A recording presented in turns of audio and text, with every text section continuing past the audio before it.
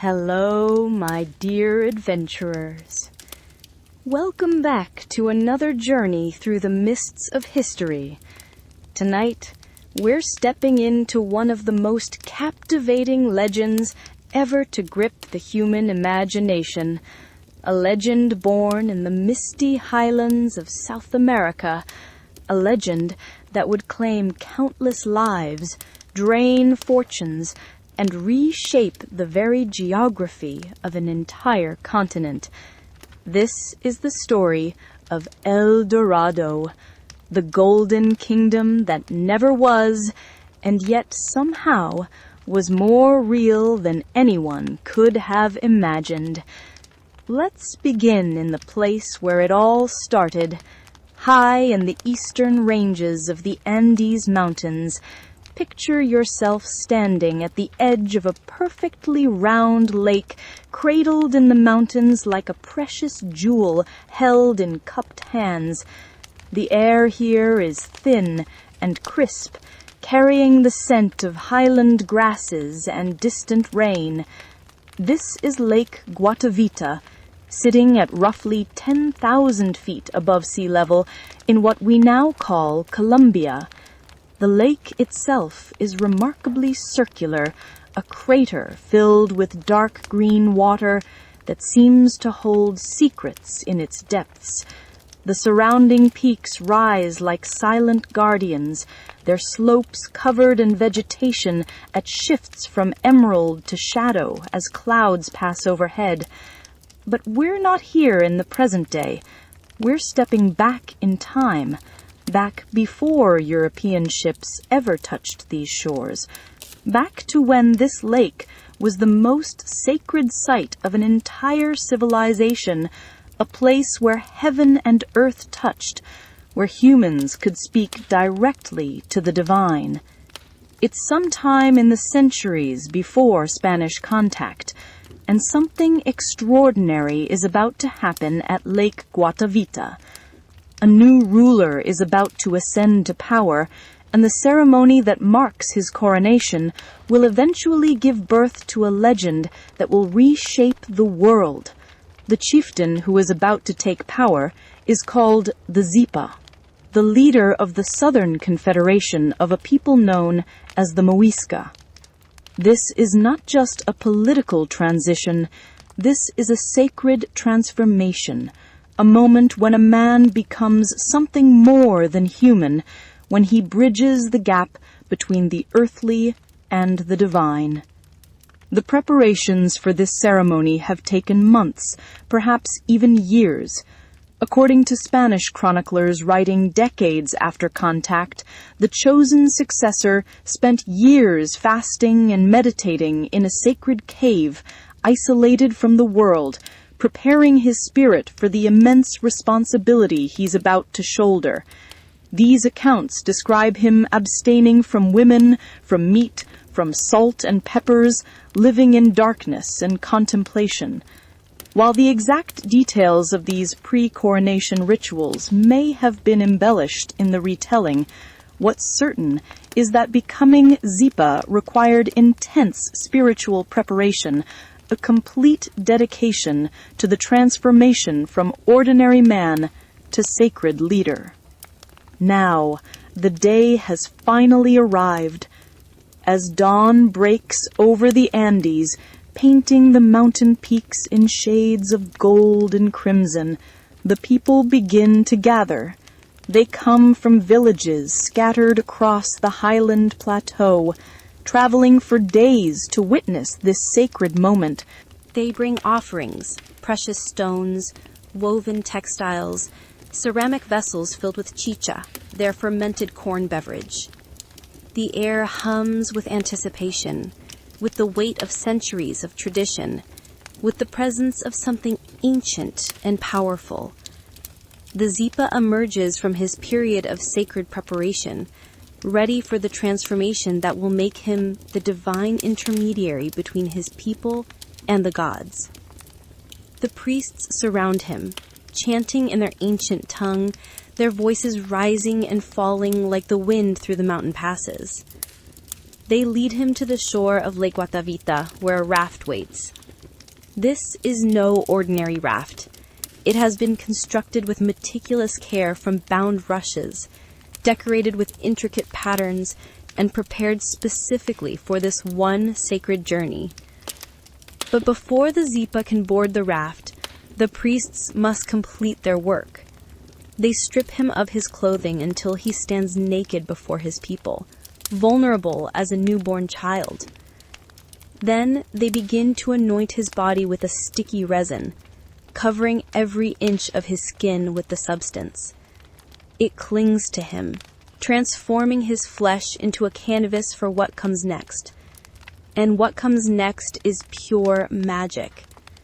The priests approach with vessels filled with the finest gold dust, ground so fine it flows like water, catches the light like liquid sunshine. They begin to blow this precious dust onto the resin-covered body of the Zipa, covering him completely from head to toe. The transformation is breathtaking.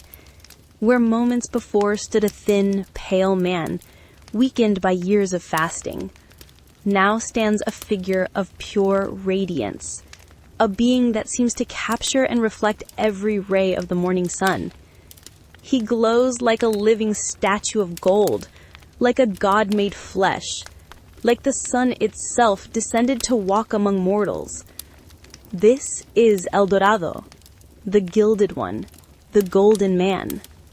The Zipa boards the raft, moving carefully to maintain his golden coating. He is joined by 4 principal priests, men who have served as his spiritual guides and will continue to do so throughout his reign. At the center of the raft, they place offerings, intricately worked gold figurines, emeralds from the nearby mines that sparkle green as the jungle canopy, carefully shaped pieces of gold representing jaguars, serpents, birds, and human forms.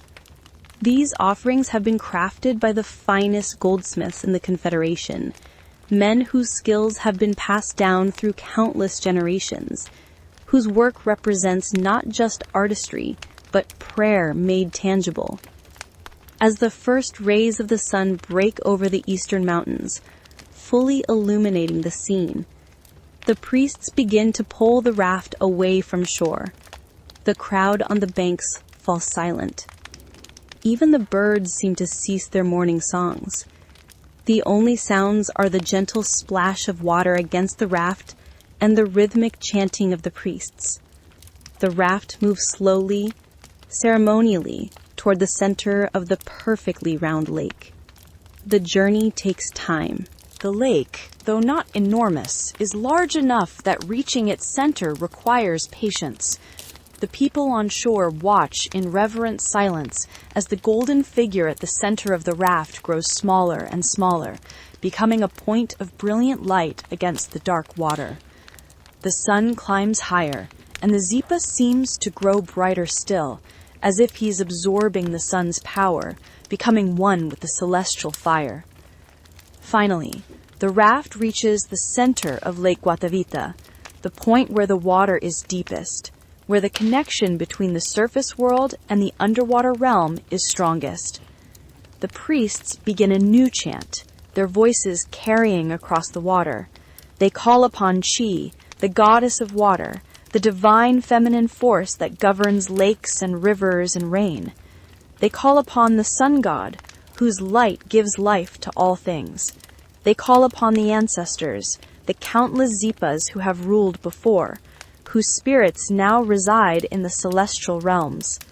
The Zipa raises his arms to the sky, and his entire body blazes with golden light. Then, in a movement that seems to happen in slow motion and lightning fast simultaneously, he dives into the water. The lake swallows him whole. For a moment there is only the circular ripples spreading outward from where he disappeared, catching the sunlight, creating rings of liquid gold expanding across the dark green surface. The priests on the raft begin throwing the offerings into the water. Gold figurines tumble through the air, catching the light before they splash into the lake and sink into the depths. Emeralds follow, green stars falling into green water. Each offering is a prayer, a gift to the gods, a promise of prosperity and protection for the people. Beneath the surface, in the cold, dark water of Lake Guatavita, the Zipa is being transformed. The gold dust washes away from his body, flowing off him in glittering clouds that drift slowly toward the lake bottom. He is being cleansed, purified, reborn. When he emerges, gasping and renewed, he is no longer simply a man who has fasted for 6 years. He is the Zipa, the divine ruler, the mediator between the human world and the realm of the gods. The water streams from his body, now pale again, and he climbs back onto the raft to thunderous celebration from the shore. This ceremony, this incredible spectacle of gold and water and spiritual transformation, took place regularly over the centuries. Each new Zipa underwent this ritual, each one becoming Eldorado, the gilded one. The bottom of Lake Guatavita accumulated layer upon layer of golden offerings, of emeralds, of sacred objects representing the prayers and hopes of generations of Muisca people. And this ceremony, this real event that happened countless times in the mountains of Colombia, would eventually be distorted, exaggerated, and transformed into a legend that would consume the imaginations of Europeans for centuries. A legend that would send armies into the jungle.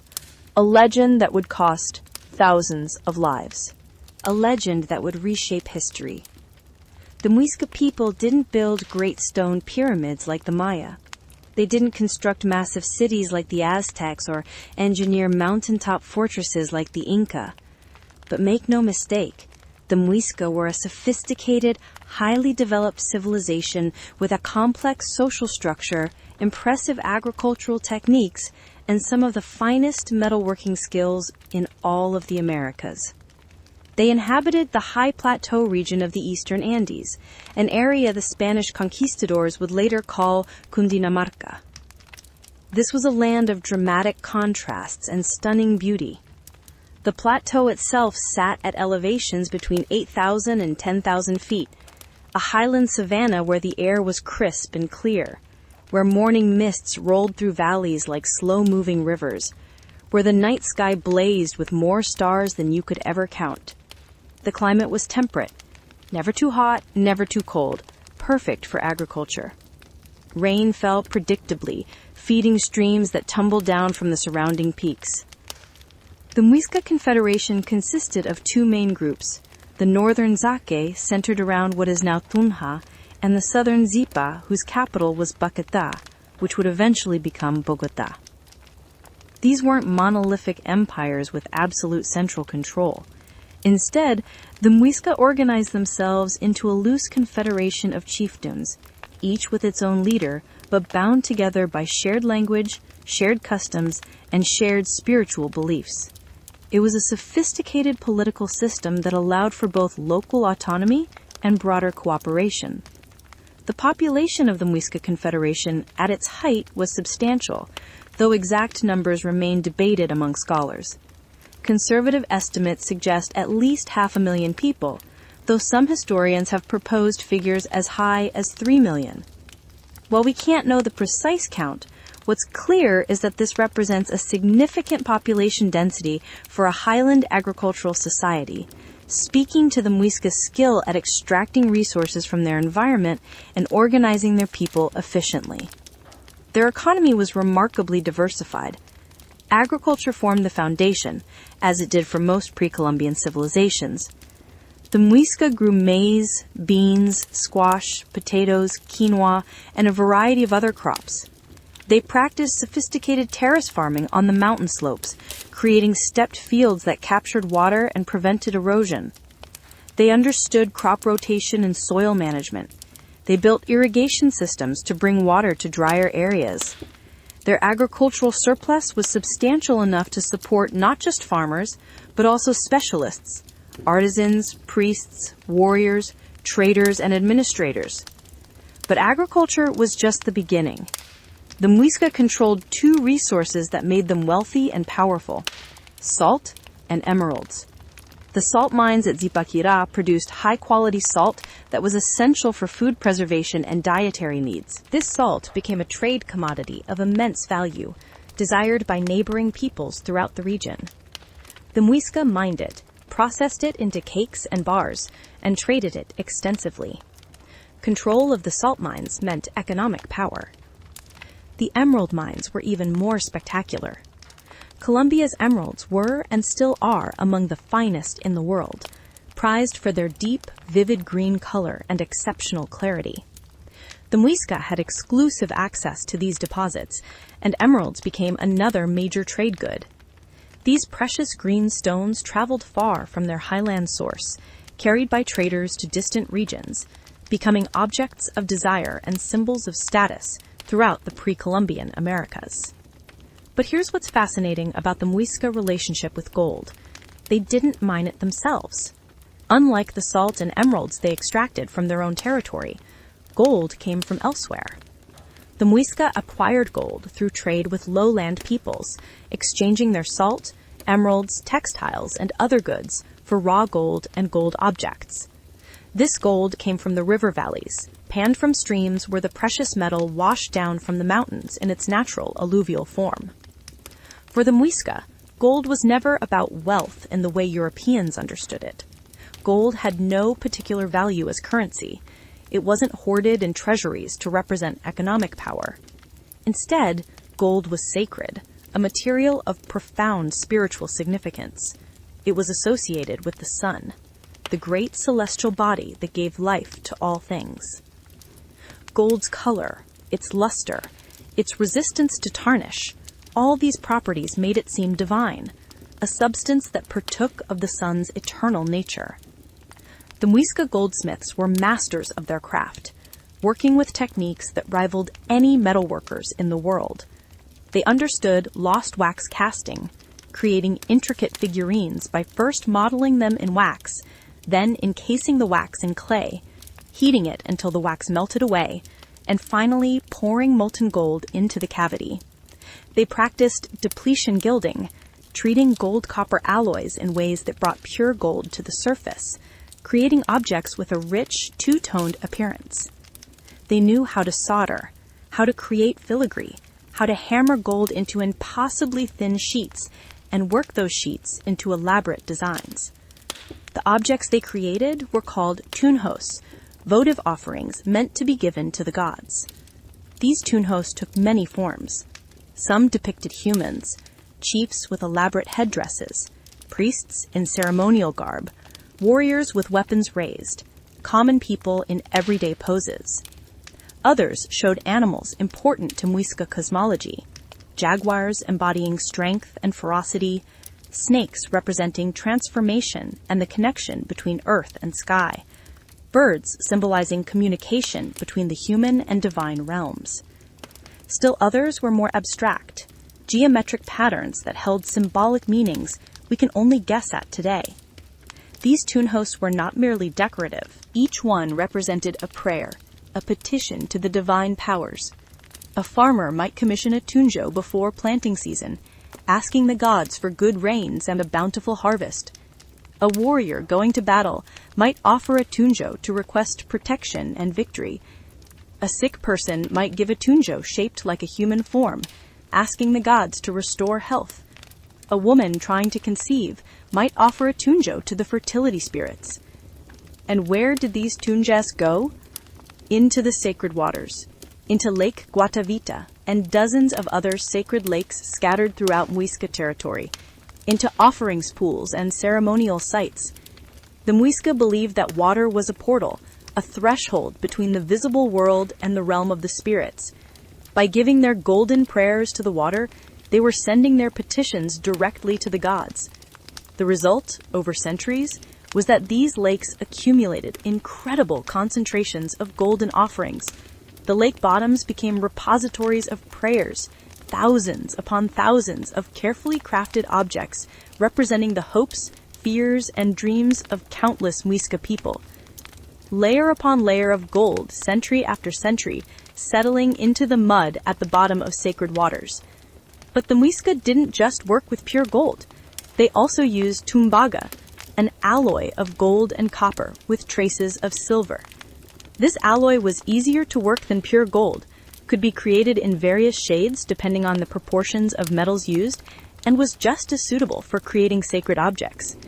The Muisca smiths understood metallurgy at a sophisticated level, controlling the properties of their materials with precision. Gold and tumbaga objects weren't restricted to the elite, another fascinating aspect of Muisca culture. Unlike many societies where gold was the exclusive property of rulers and nobility, the Muisca allowed gold to be owned and used by common people. Families would decorate their homes with golden objects. Personal jewelry was common at all social levels. This widespread use of gold speaks to its primarily spiritual rather than economic role in Muisca society. Gold was sacred, yes, but it was a form of sacred power accessible to all, not just the privileged few. The Muisca also created spectacular jewelry, pectorals that hung from the neck, often depicting complex scenes or symbolic patterns, ear ornaments that ranged from simple studs to elaborate dangling pieces, nose studs and rings that marked status and identity, diadems and headdresses worn during ceremonies, bracelets and armbands, even golden tunics made from sheets of hammered gold sewn onto textile backing. Imagine the Muisca during their major ceremonies, when hundreds of people would gather wearing their golden ornaments, when the sunlight would catch on countless pieces of worked gold, when the air itself would seem to shimmer with golden light reflected from jewelry and tunjos and ceremonial objects. Imagine the Zipa himself, dressed in his finest regalia, a living embodiment of the sun god, radiating power and sanctity. This was a civilization that understood the dramatic, the theatrical, the power of visual spectacle to inspire awe and reinforce social and spiritual hierarchies. The sophistication of Muisca society extended beyond metalwork. They were skilled weavers, creating textiles of cotton and camelid fibers in complex patterns and vivid colors derived from natural dyes. They were accomplished ceramic artists, creating both utilitarian pottery for daily use and elaborate ceremonial vessels. They were builders, though their architecture was constructed from materials that don't survive as well as stone: wood, wattle and daub, thatch. Their houses, called boios, were round structures with conical roofs, often quite large and capable of housing extended families. They were also astronomers, carefully observing the movements of the sun, moon, and stars. The Muisca calendar was solar-based, and they built structures aligned with astronomical events. One of the most remarkable of these is El Infiernito, an archaeoastronomical site featuring standing stone pillars arranged to mark solstices and other celestial events. The Spanish conquistadors, in their ignorance and religious fervor, called it the Little Hell, but it was actually a sophisticated observatory and ceremonial complex. The Muisca's spiritual world was rich and complex. They worshipped Sway, the sun god, as their primary deity. Chia represented the moon, embodying feminine power and influence over water and fertility. Chibchachun was the god of merchants and goldsmiths, patron of trade and craftsmanship. Bokika was a culture hero, a legendary figure who came from the East and taught the Muisca the arts of civilization, giving them laws, moral codes, and practical knowledge. The Muisca believed in an afterlife, in spiritual realms inhabited by the gods and the ancestors, in the power of ritual to bridge the gap between human and divine. Their society was hierarchical, but not rigidly stratified. At the top sat the Zipa, or Zake, the paramount chiefs. Below them came secondary chiefs ruling smaller territories. Then came the Guecha, the warrior class, professional soldiers who defended Muisca territory and sometimes raided neighboring peoples. The priests, called shekes, wielded tremendous spiritual and social power, serving as intermediaries between the people and the gods, as diviners reading omens and interpreting dreams, as keepers of sacred knowledge and ritual practices. Below these elite groups came the common people, farmers, herders, Fishermen, craftspeople, traders, everyone had a role. Everyone contributed to the functioning of the Confederation.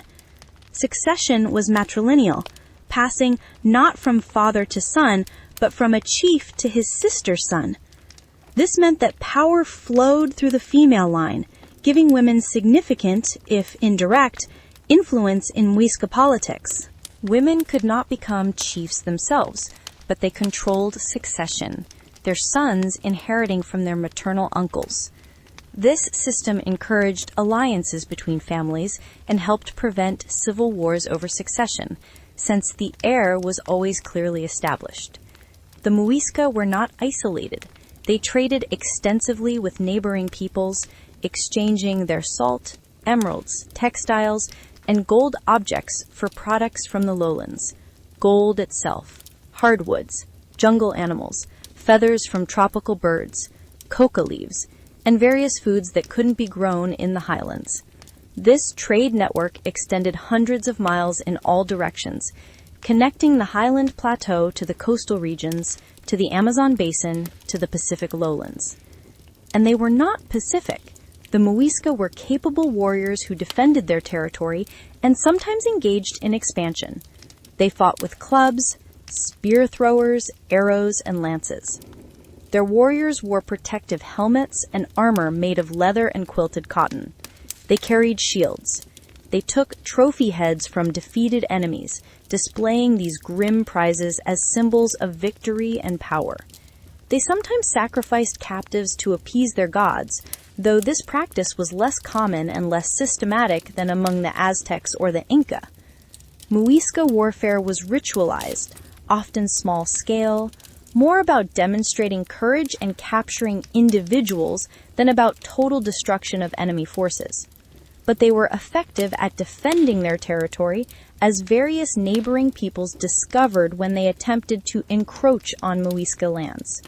The high altitude itself provided a defensive advantage, since warriors adapted to thin air had a significant edge over those coming from lower elevations. This was the civilization that created the ceremony at Lake Guatavita. This was the people who built a sophisticated society in the challenging environment of the high Andes, who turned gold into prayer, who developed complex social and political structures, who thrived for nearly 1,000 years in their mountain homeland. They were not primitive. They were not backward. They were accomplished, sophisticated, successful. The Spanish conquest of the Americas was driven by a combustible mixture of motives: religious fervor to convert the heathens, political ambition to claim new territories for the crown, and, above all, an insatiable hunger for gold. The discovery of the Americas had opened what seemed to Europeans to be an infinite frontier, a new world filled with riches beyond imagination. The conquest of the Aztec Empire by Hernán Cortés in 1521 had shown that incredible wealth could be won by a relatively small force of determined Europeans. The fall of the Inca Empire to Francisco Pizarro in 1533 reinforced this lesson and added even more gold to Spanish coffers. But the conquistadors wanted more. There was always more gold, somewhere, if you were willing to go far enough, risk enough, kill enough. Rumors spread like wildfire among the Spanish settlements. Tales of cities built entirely of gold, of kingdoms where the streets were paved with precious metal, of empires where gold was so common it was used for the most mundane purposes. Most of these rumors were fantasy, exaggerations, or deliberate lies told by indigenous peoples trying to send the destructive Spanish elsewhere. But some of these rumors had a kernel of truth, and one of those kernels would grow into the legend of Eldorado.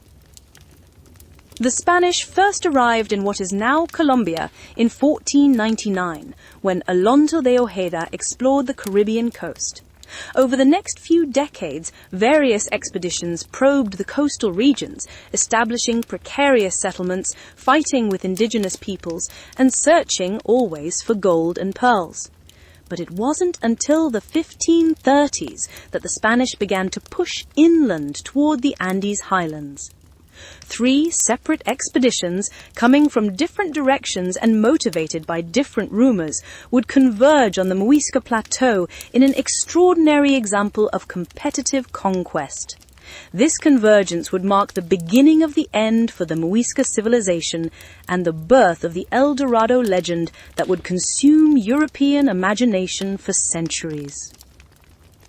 The first to arrive was Gonzalo Jimenez de Quesada, a lawyer turned conquistador who would prove to be one of the most effective and ruthless empire builders of the Spanish conquest. In 1536, Quesada set out from the Spanish settlement of Santa Marta on the Caribbean coast with about 900 men and a mission to explore the valley of the Magdalena River and claim new territories for Spain. The Magdalena was one of the great rivers of South America, flowing from south to north through rugged terrain before emptying into the Caribbean. The journey was nightmarish. The Magdalena Valley was hot, humid, thick with jungle, infested with disease-carrying insects, and home to indigenous groups who had no interest in Spanish friendship. The conquistadors hacked their way through the vegetation, struggling with the heat, falling victim to tropical diseases, running short of food, and fighting skirmishes with hostile locals. Men died daily, horses perished in the swamps, equipment was lost or destroyed by the humid conditions. Of the 900 men who set out with Quesada, only about 160 survived to reach the highlands. That's an attrition rate of over 80%, and the expedition had only been on the march for months, not years. The survivors were starving, diseased, exhausted, their clothes rotting off their backs, their weapons rusting, their spirits nearly broken. But then they climbed out of the hot lowlands and into the crisp air of the mountains. They emerged onto the Bogota savanna, and everything changed. Here was a densely populated, highly organized civilization. Here were fields of crops stretching to the horizon. Here were villages and towns connected by roads. Here were people wearing fine textiles and ornaments of gold.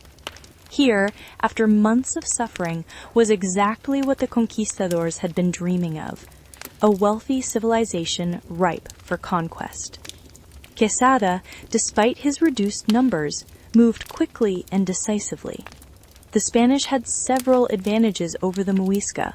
They had horses, which the Muisca had never seen before, and which seemed to be terrifying supernatural creatures. They had steel weapons and armor, far superior to anything the Muisca possessed. They had firearms, though these were often unreliable in the humid conditions. Most importantly, they had the advantage of strategic surprise and tactical aggression. The Spanish way of warfare, with its emphasis on shock attacks and total commitment to victory, overwhelmed the more ritualized Muisca approach to combat. Quesada attacked the Muisca systematically, targeting their settlements, capturing their leaders, and disrupting their political structure. The Muisca, despite their numbers, struggled to mount an effective resistance. Their confederation structure meant that unified command was difficult.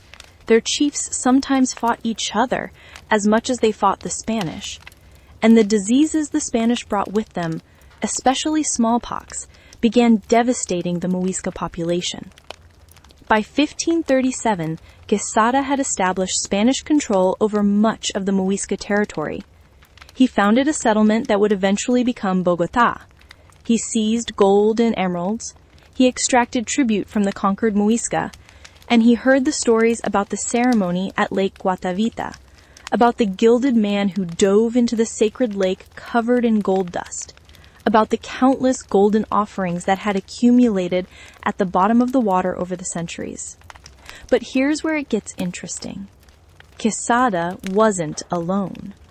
While Quesada was battling his way up the Magdalena River, another conquistador was approaching the Muisca highlands from a completely different direction.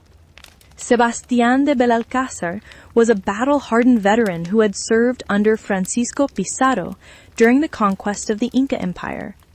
In 1534, Belalcázar had been sent north from Peru to conquer Quito, the northern capital of the Inca realm.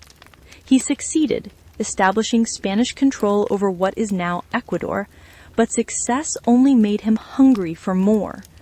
Belalcázar heard rumors from indigenous traders and captives. They spoke of a rich land to the north, a place where gold was plentiful, where a great civilization flourished in the mountains. Some stories mentioned a chief who covered himself in gold for ceremonial purposes. The details were vague, the information fragmentary, but it was enough. In 1536, Belalcázar assembled a force of 200 men and began marching north from Quito, crossing into what is now southern Colombia. His route took him through difficult mountain terrain, across rivers, through forests, fighting occasional skirmishes with indigenous groups. But Belalcázar was experienced and determined. He pushed forward, always following the rumors, always seeking the next wealthy kingdom to conquer. By early 1539, he too was approaching the Muisca highlands from the south. And then there was the third expedition, perhaps the most remarkable in its origins. Nicholas Fetterman, a German agent working for the Welser banking house of Augsburg, had been given control of a Spanish colony in Venezuela as payment for loans the Welsers had made to the Spanish crown. Yes, you heard that right. German bankers briefly controlled a piece of the Spanish Empire. Fetterman had been exploring the interior of Venezuela, searching for wealth to justify the Welsers' investment. In 1537, Fetterman heard his own set of rumors about a rich civilization in the mountains to the southwest. He assembled a force of about 160 Europeans, plus numerous indigenous auxiliaries, and began a grueling march through the Venezuelan lowlands and up into the Andes. His route was perhaps the most difficult of all three, crossing swamps, plains, and finally steep mountain slopes. But by early 1539, he too was approaching the Muisca Plateau. 3 separate expeditions, coming from 3 different directions, all converging on the same target, without any of them knowing about the others. When they finally met, it must have been a moment of profound surprise and consternation. Here was Quesada, who had been in Muisca territory for 2 years and considered it his conquest. Here was Belalcázar, coming from the south with his Peruvian veterans. And here was Fetterman, the German, representing a banking house, leading men from the east. They met at the site that would become Bogota in 1538, and incredibly, they didn't fight. Perhaps it was because all 3 forces were too exhausted and reduced in numbers to risk combat. Perhaps it was because they recognized that fighting would only benefit the conquered Muisca by dividing the Spanish. Whatever the reason, they negotiated instead. They agreed to travel back to Spain together and let the Spanish crown decide who had the rightful claim to the territory. But before they left, they talked, they shared stories, they compared notes, and they told each other about the incredible things they heard from the Muisca, about the ceremony at Lake Guatavita, about the gilded chief covered in gold dust for a few hours during his coronation, about the gold at the bottom of the lake, about the wealth of this highland civilization. And in those conversations, something transformed. The story of a ceremonial ritual, of a Zipa covered in gold dust for a few hours during his coronation, began to morph into something larger. The conquistadors, their imaginations inflamed by the gold they'd seen and the wealth they'd seized, began to elaborate on the stories. Perhaps there wasn't just one gilded man during one ceremony. Perhaps there was an entire city where people covered themselves in gold. Perhaps there was a kingdom where gold was so abundant it was used for everything. Perhaps the Muisca territory was merely the outskirts of an even richer civilization deeper in the interior. The Spanish had recently conquered 2 of the richest empires in the world, the Aztec and the Inca. They had seen the incredible wealth of Tenochtitlan and Cusco. They knew that great civilizations existed in the Americas. Why shouldn't there be another, even richer empire somewhere in the vast, unexplored interior? The rumor of Eldorado, the Gilded One, began to evolve into Eldorado, the Golden City, the Golden Kingdom, the Golden Empire. When Quesada, Belalcázar, and Fetterman returned to Spain in the early 1540s, they brought more than gold and emeralds. They brought stories. And those stories began to spread through Spanish colonial society like wildfire. Other conquistadores, other adventurers, other fortune seekers heard about Eldorado and began to imagine their own expeditions to find this mythical golden realm. The transformation of the Eldorado legend from reality to fantasy is one of the most fascinating aspects of this entire story. There was a real ceremony, there was a real tradition of covering a chief in gold dust. There were real golden offerings thrown into Lake Guatavita and other sacred waters. All of that was true. But the Spanish, in their greed and their desperate need to believe in even greater riches just beyond the horizon, transformed that true story into an impossible fantasy. And the Muisca themselves, once they understood what the Spanish were looking for, sometimes played into this fantasy. Conquered indigenous peoples throughout the Americas quickly learned that one way to get rid of the destructive Spanish was to tell them about rich kingdoms somewhere else. Always somewhere else. Always just a bit further away. So when Spanish conquistadores demanded to know where the gold came from, where the city of gold was located, some Muisca may well have pointed vaguely toward the interior and said, yes, that way, far away in the jungle, that's where the golden city lies. Go look there. Please, just go away and leave us alone. The legend began to accumulate layers. Different versions emerged. In some tellings, Eldorado was a man, the chief himself. In others, it was a lake. In still others, it was a city called Manoa, built on the shores of a vast inland sea called Lake Parime. Some versions placed it in the mountains, others in the jungle. Some said it was in Colombia, others in Venezuela, still others in Guyana or Brazil or Ecuador.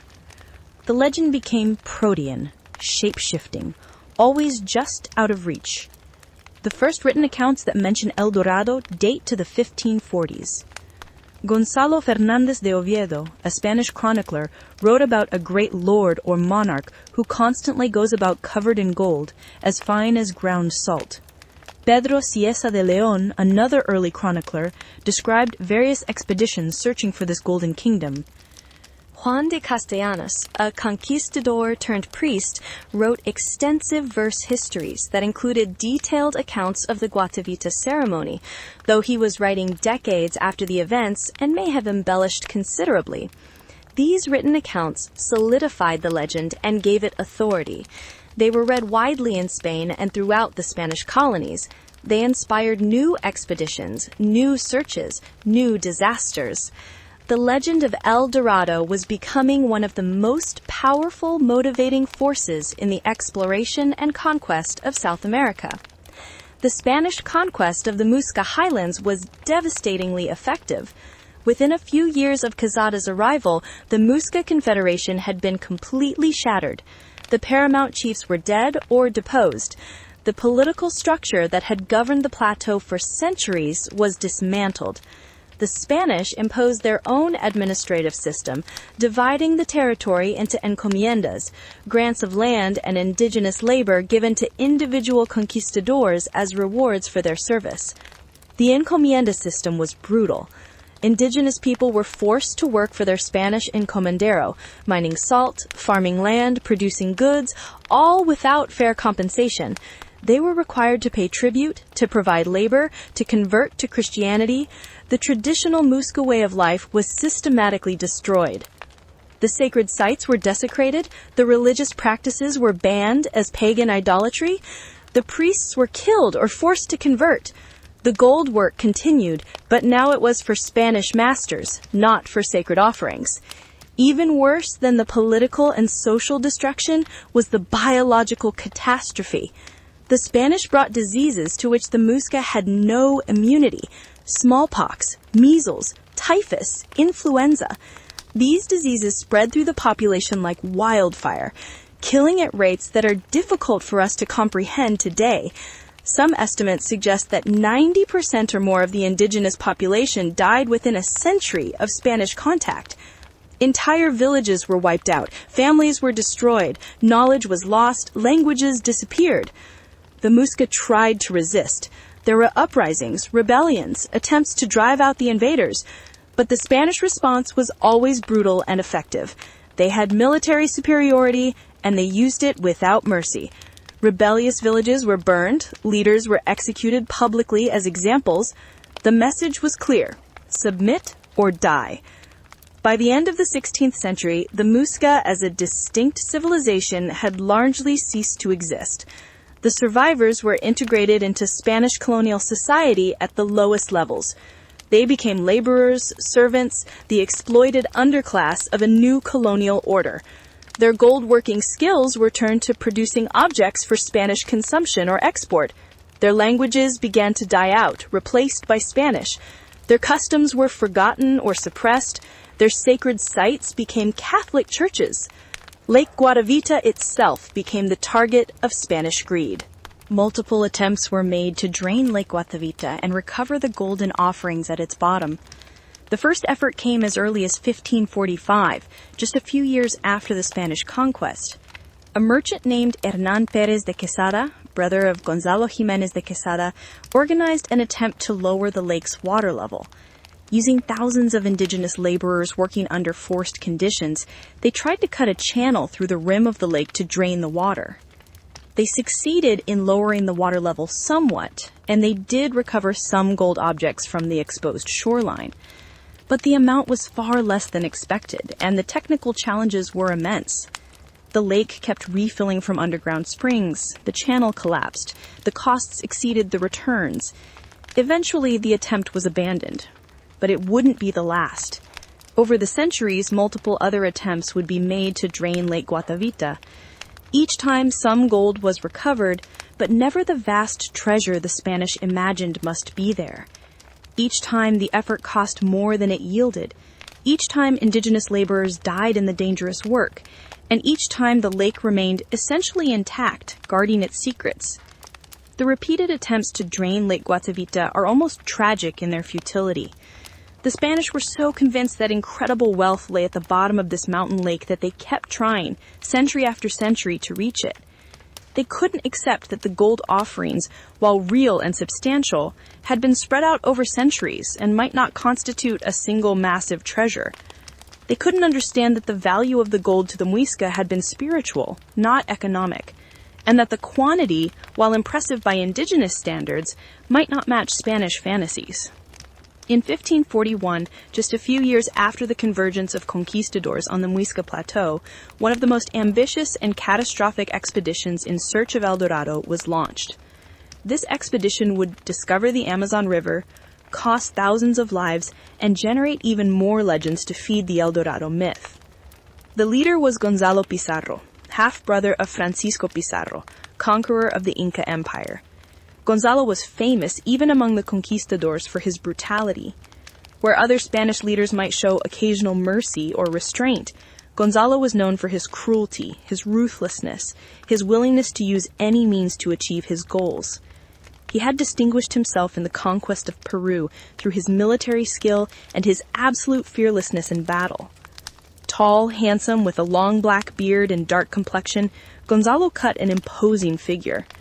He was also ambitious, hungry for his own glory, separate from his brother's achievements.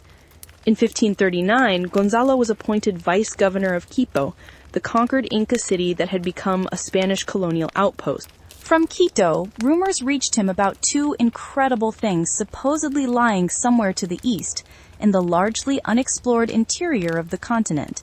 The first was Eldorado, the golden kingdom that was now the obsession of every conquistador. The second was La Canela, the land of cinnamon, supposedly a region where cinnamon trees grew wild and abundant. To understand why the land of cinnamon mattered, you need to understand the economics of the spice trade in the 16th century. Spices were worth their weight in gold, sometimes literally. They were essential for preserving food, for making bland diets palatable, for medicine, and for status display. Cinnamon was one of the most valuable spices, imported from Asia at tremendous cost. If Spain could find a source of cinnamon in its American territories, the economic value would be staggering. So Gonzalo Pizarro planned an expedition to find both Eldorado and the land of cinnamon. He would march east from Quito, cross the Andes, descend into the Amazon basin, and find these legendary places. He would return to Quito laden with gold and spices, securing his reputation and fortune forever. It would be glorious. It would be profitable. It would cement his place in history. What actually happened was one of the worst disasters in the history of exploration. Gonzalo assembled a formidable force for the expedition. Sources vary on the exact numbers, but most accounts agree there were somewhere between 220 and 340 Spanish soldiers, both infantry and cavalry. There were also about 4,000 indigenous auxiliaries, pressed into service as porters, guides, and auxiliary fighters. The expedition included horses for the cavalry, war dogs trained to attack, llamas as pack animals, and pigs for food. It was a small army, and its departure from Quito in February 1541 must have been a spectacular sight. The conquistadors were in high spirits as they marched out. They were experienced men, veterans of the conquest of Peru, confident in their abilities.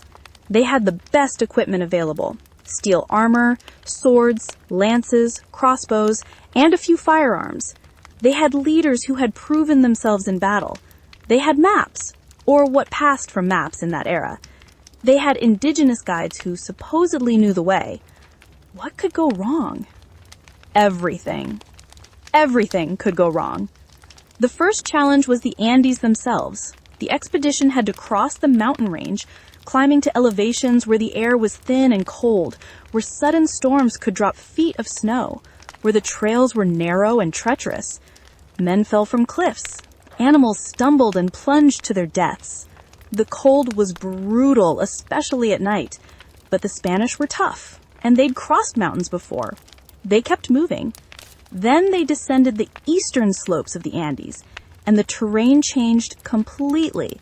The high, cold mountain passes gave way to cloud forest, then to foothill jungle, and finally to the lowland Amazon rainforest. This was an environment unlike anything most of the Spanish had experienced. The heat was oppressive, the humidity crushing. Rain fell in torrents, turning the ground to mud, swelling streams into raging rivers. The vegetation was so thick in places that progress was measured in hundreds of yards per day, not miles. Insects were everywhere, mosquitoes in clouds, biting flies, ants that could strip a corpse in hours, spiders and scorpions and wasps. The Spanish armor that had been so effective in battle became a curse in the jungle, trapping heat, rusting in the humidity, making every movement exhausting. The horses suffered even more than the men, falling sick, developing sores and infections, dying from the heat and the unfamiliar diseases of the tropics. Food became a desperate problem almost immediately. The expedition had brought supplies, but not enough for such a large force to last for months.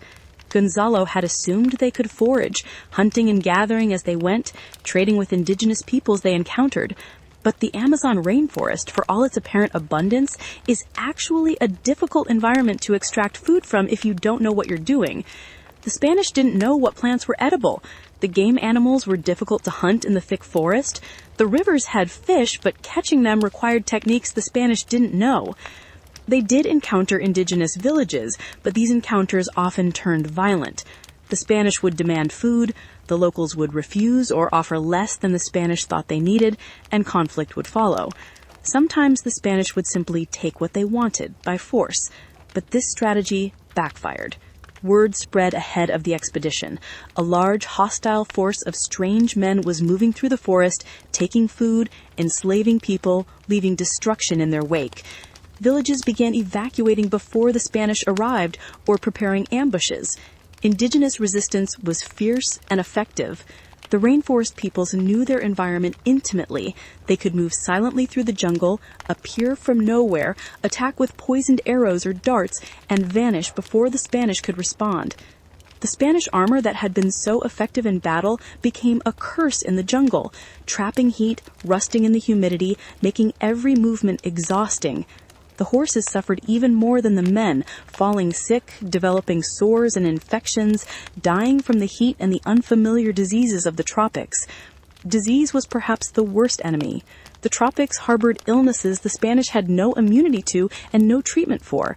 Malaria, yellow fever, dysentery, various parasitic infections all took their toll. Men who had survived battles, who had conquered empires, died shaking with fever in makeshift camps deep in the jungle. The indigenous auxiliaries died in even greater numbers, lacking even the limited medical knowledge the Spanish possessed. The expedition staggered forward, growing weaker with each passing week. They found no land of cinnamon. Oh, they found some cinnamon trees scattered through the forest, but nothing like the extensive groves they'd imagined. The cinnamon bark they did find was of poor quality, not worth the incredible effort of hauling it back across the Andes. And they found no Eldorado, no golden city, no wealthy kingdom, no civilization laden with treasure, just endless jungle, rivers, and suffering. After weeks of this nightmare, the expedition reached a river they called the Coca. It was a substantial waterway flowing rapidly eastward.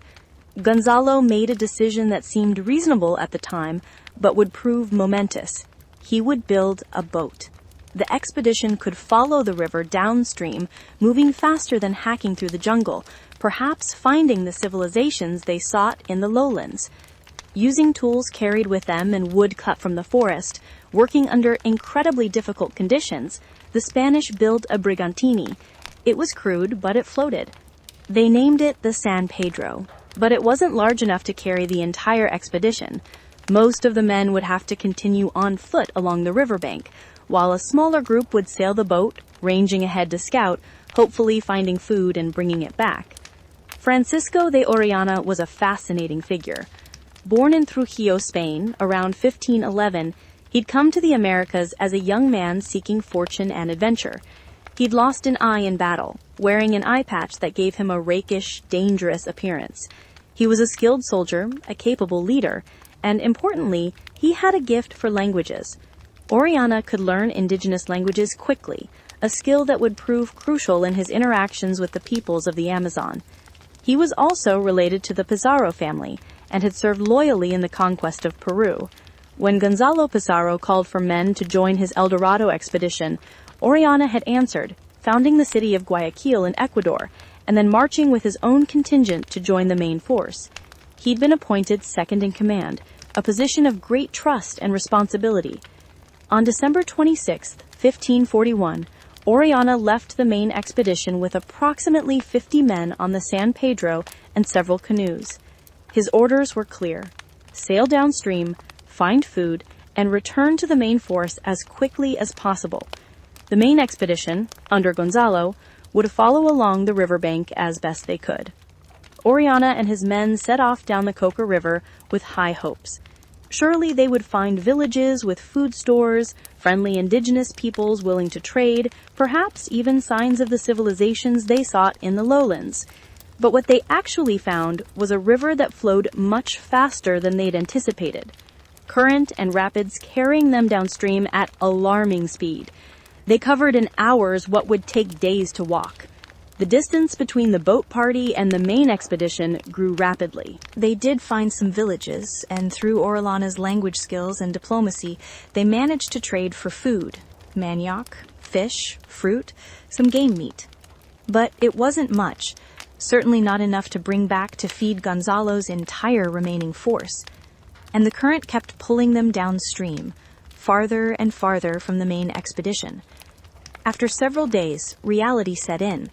The river was flowing too fast. The rapids were too dangerous.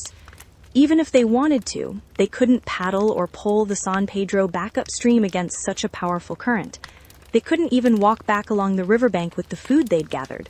The jungle was too thick, the distance too great, and they'd starve before they reached Gonzalo's position. Orellana faced an impossible choice. He could abandon the boat and try to hack his way back through the jungle, probably dying in the attempt, or he could continue downstream, following the river to wherever it led, hoping to eventually reach the Atlantic Ocean and Spanish settlements. It wasn't really a choice at all. Continuing was the only option that offered any chance of survival. On January 1st, 1542, after consulting with his men and receiving their agreement, Orellana made the decision to continue downstream. He sent a message back to Gonzalo explaining the situation, but that message may never have reached the main expedition, or if it did, Gonzalo didn't believe it. From Gonzalo's perspective, Orellana had deserted, abandoning the expedition to seek glory and riches for himself. Gonzalo would nurse this bitter resentment for the rest of his life, calling Orellana a traitor and spreading accusations of betrayal. But Orellana and his men, numbering around 50 to 60 depending on the source, weren't seeking glory. They were trying to survive. And what they were about to accomplish would be one of the most extraordinary voyages in history, the first complete European descent of the Amazon River from the Andes to the Atlantic, through thousands of miles of unknown territory. The Coco River flowed into the Napo River, a larger tributary. The Napo in turn flowed into an even more massive waterway, a river so large it seemed almost like a sea. The indigenous peoples called it various names, but the Spanish began calling it the Maranon. Eventually, it would be known as the Amazon, though that name came later, for reasons we'll get to. Orellana's journey down the Amazon is documented in an extraordinary first-hand account written by Gaspar de Carvajal, a friar who accompanied the expedition. Carvajal's narrative is vivid, detailed, and sometimes almost unbelievable, but archaeological and anthropological research has confirmed many of his observations. What emerges is a picture of the Amazon basin in the mid-16th century that's radically different from the sparsely populated rainforest Europeans would find in later centuries. According to Carvajal, the expedition encountered numerous large villages along the river, some extending for miles along the banks. They saw sophisticated pottery, complex architecture, and evidence of intensive agriculture. The indigenous peoples cultivated extensive areas along the riverbanks, growing manioc, maize, beans, and other crops. They managed the forest, encouraging useful species and discouraging others. They built large communal houses, created elaborate ceremonial centers, and maintained complex social and political structures. The population was substantial. Carvajal describes villages with thousands of inhabitants, regions where one chiefdom's territory adjoined another's, networks of trade and communication along the river. This was not pristine wilderness.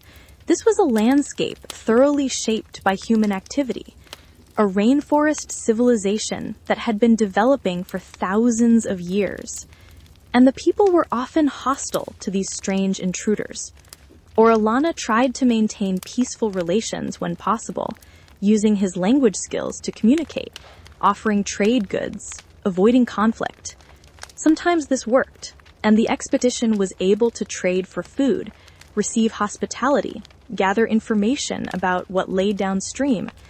But other times the indigenous peoples attacked, recognizing the Spanish as dangerous invaders who would bring only trouble. The expedition had several major battles, fighting from the boat and from temporary camps on shore against indigenous warriors using bows, spears, blowguns, and clubs. The Spanish advantages of steel weapons and armor were less decisive in these encounters than in open field battles. Indigenous warriors who knew the terrain could attack from multiple directions, fade into the forest, strike from canoes. The fighting was fierce and costly. One encounter would give the river its name and add another layer to the mythology of South America. In June 1542, near the confluence of the Trombetas River with the main Amazon Channel, Orellana's expedition was attacked by warriors. What happened next has been debated by historians ever since. According to Carvajal's account, the attacking force included women fighting alongside men, described as tall, powerful, and skilled in combat. The Spanish chronicler wrote of them with white skin and long hair worn in braids, fighting ferociously against the expedition. To the Spanish, steeped in classical education and mythology, these female warriors immediately recalled the Amazons of Greek legend, the warrior women who lived without men, who were formidable in battle, who had fascinated European imagination for 2,000 years.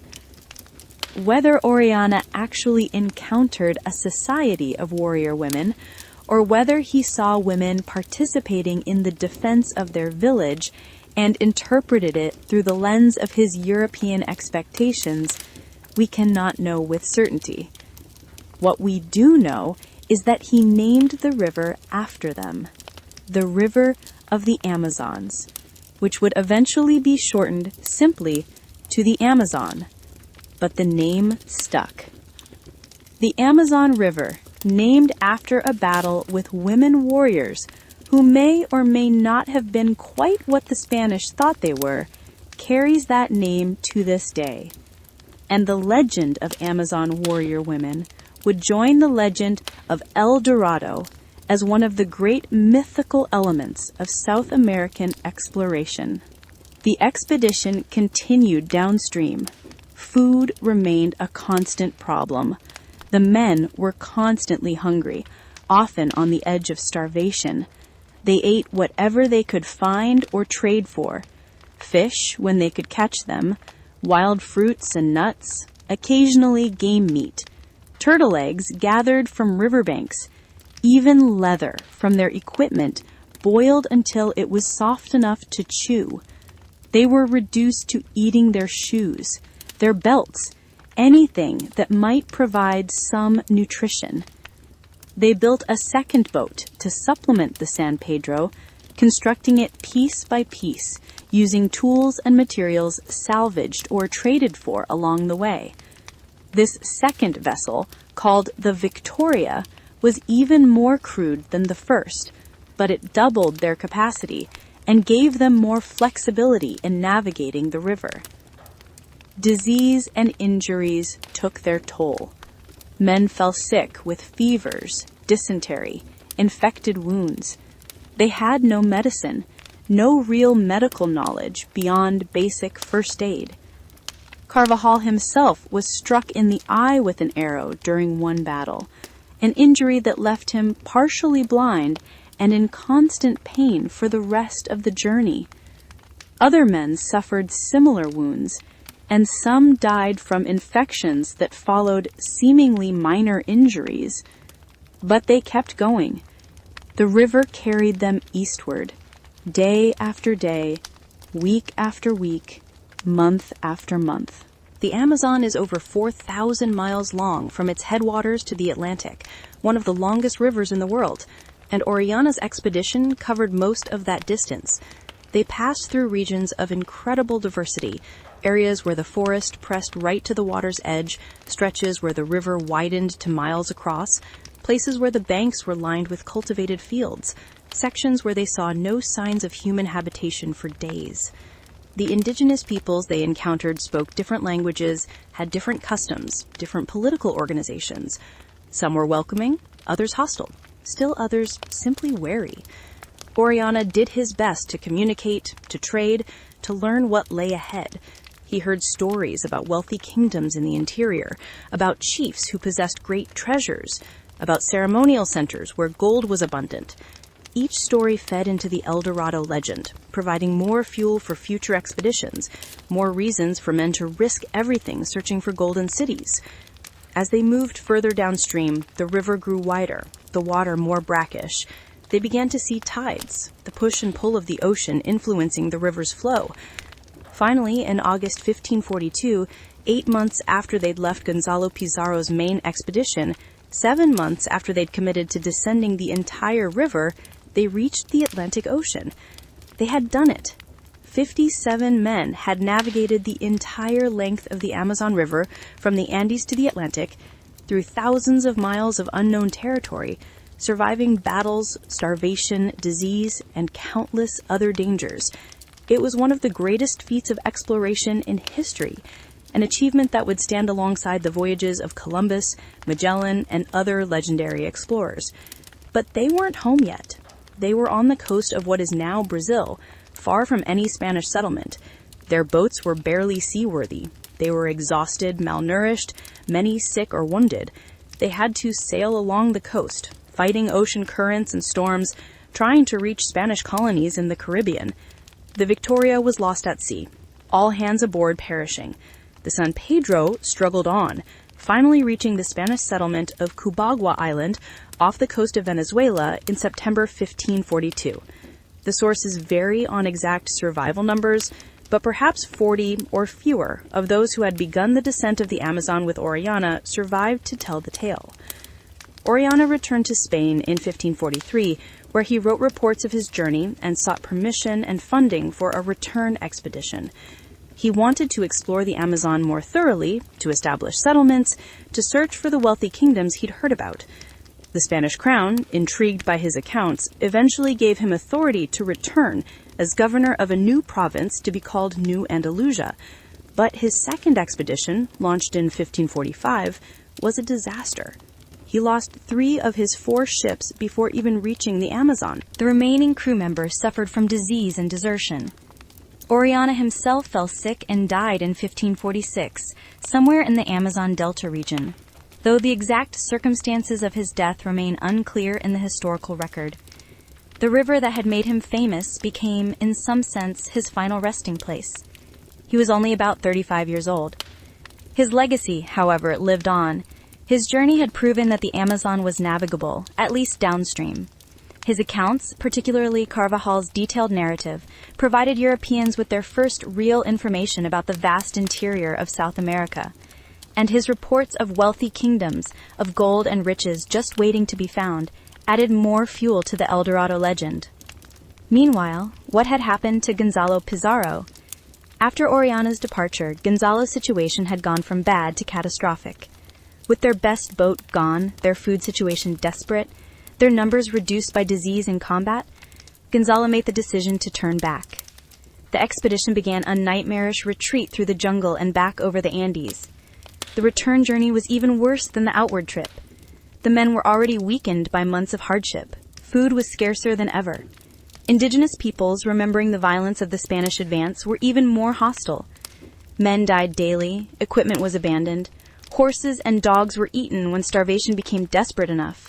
The survivors resorted to eating anything remotely organic, leaves, roots, insects, even leather from their armor and equipment, boiled until it was soft enough to swallow.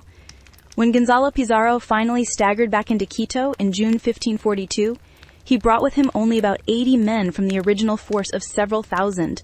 The rest were dead, left behind in unmarked graves, or simply vanished in the jungle. Gonzalo himself was barefoot, dressed in rags, emaciated, his grand expedition a complete failure. He'd found no Eldorado, no land of cinnamon, no wealth of any kind. All he'd found was suffering, death, and defeat. But he returned with his bitterness intact and his accusations against Orellana for desertion. When news of Orellana's survival and successful navigation of the Amazon reached Quito, Gonzalo claimed his former lieutenant had abandoned the main expedition deliberately, stealing the boat and supplies to seek his own glory.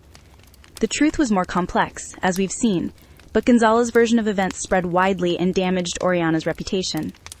The failure of Gonzalo Pizarro's expedition should have discouraged others from seeking Eldorado. It was a clear demonstration of the dangers, the impossible logistics, the sheer futility of searching for a mythical city in the vastness of the South American interior. But the legend was too powerful, the lure of gold too strong. If anything, the expedition's failure only seemed to prove that Eldorado must be even more difficult to reach, even more remote, even more carefully hidden. And therefore, the logic went, even more rich and valuable. One of the more unusual aspects of the Eldorado story involves German involvement in Spanish colonial ventures.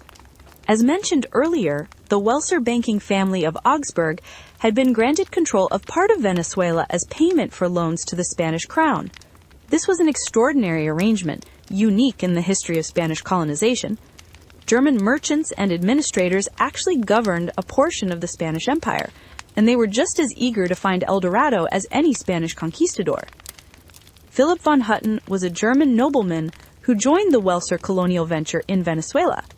In 1541, the same year Gonzalo Pizarro was launching his disastrous expedition from Quito, von Hutten led his own expedition into the interior of Venezuela searching for Eldorado.